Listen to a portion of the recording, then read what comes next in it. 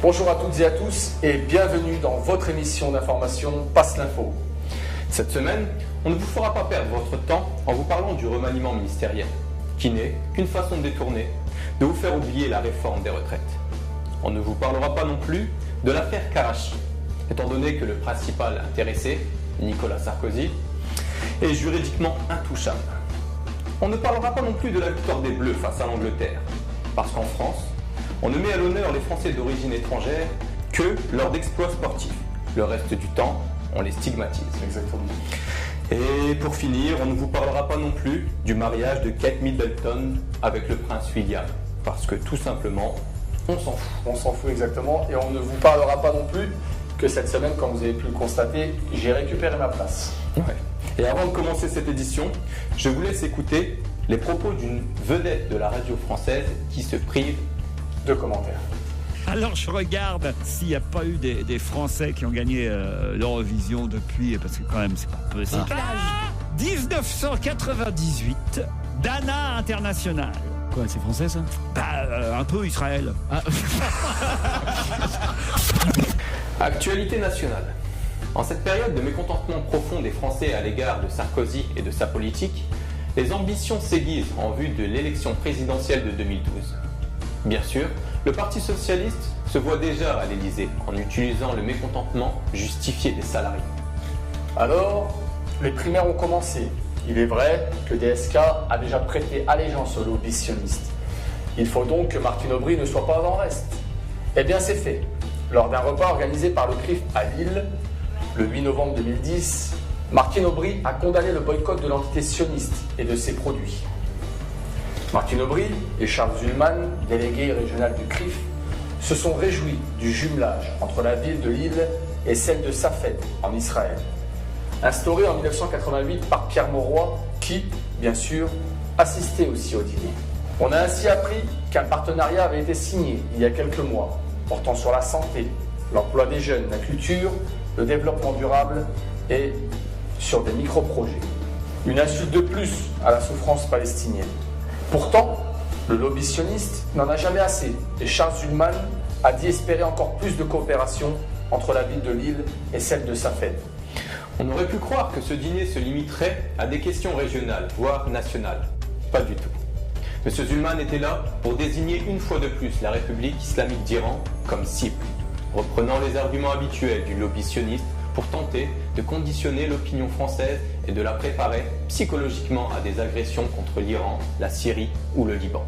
Charles Zullman indique, lors de ce dîner, à l'éventuelle candidate Martine Aubry, quelle devrait être la politique étrangère de la France, à savoir faire de l'Iran notre ennemi principal, afin d'exécuter fidèlement les ordres de Tel Aviv.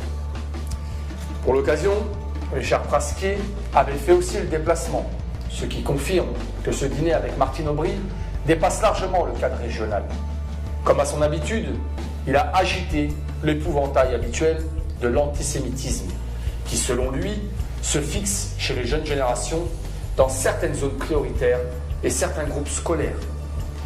Les futurs ministres socialistes des Affaires internationales, de l'Intérieur et de l'Éducation nationale ont déjà leur feuille de route fixée par le CRIF. Actualité internationale. L'Espagne a annulé la conférence des pays riverains de la Méditerranée qui devrait se tenir à Barcelone le 31 novembre 2010.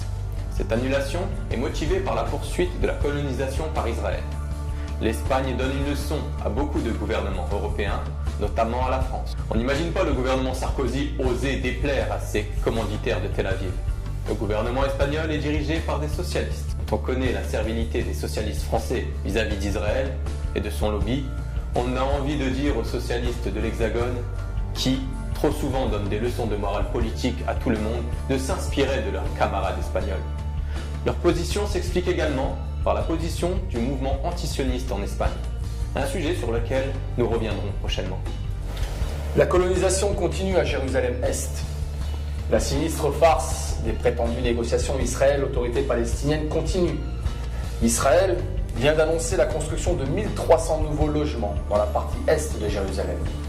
Déjà, les États-Unis s'efforcent de proposer un gel de la colonisation pour permettre aux négociations de redémarrer. Il s'agit en fait d'un écran de fumée destiné surtout à préserver le peu de prestige et de confiance qui reste à la prétendue autorité palestinienne de Mahmoud Abbas. Difficile exercice d'équilibriste. Un officiel israélien a déjà déclaré qu'il ne voyait pas le rapport entre la colonisation et la poursuite des négociations.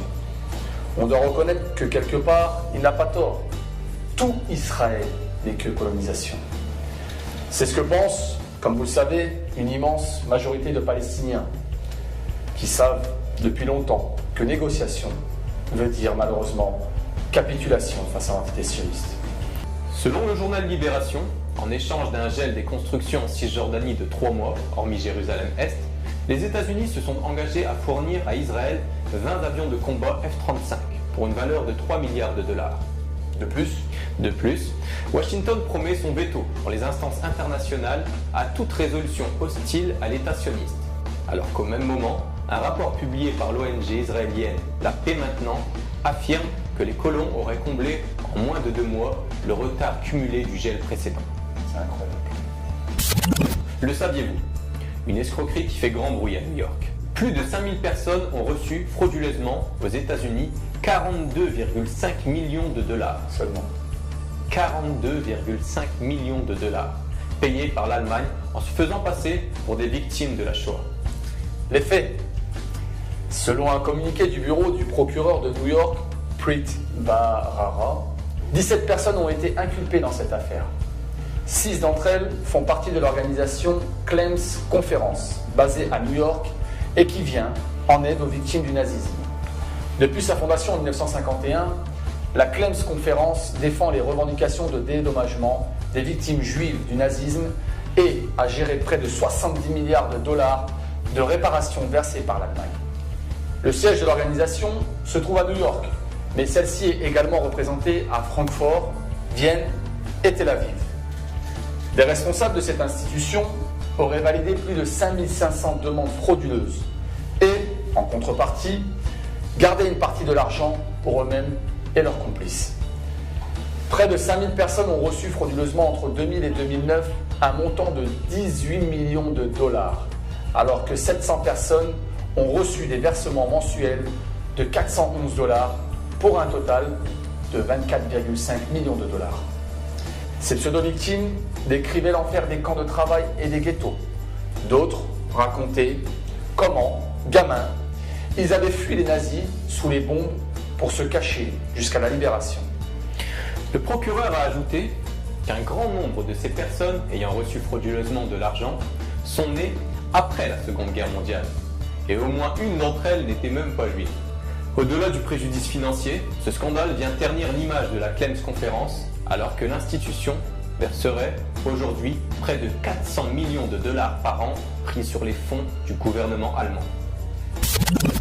Avant de vous quitter, je vous informe de 2 bonnes nouvelles. Selon le site d'information Fil Info France, M. Yahya Gouasmi, président du parti antisioniste, ferait partie des 50 personnalités les plus lues sur le net. La deuxième bonne nouvelle, je vous informe aussi que le parti antisioniste présentera une personnalité aux élections présidentielles de 2012. Je vous remercie de nous avoir suivis cette semaine encore et surtout, passez l'info. À la semaine prochaine.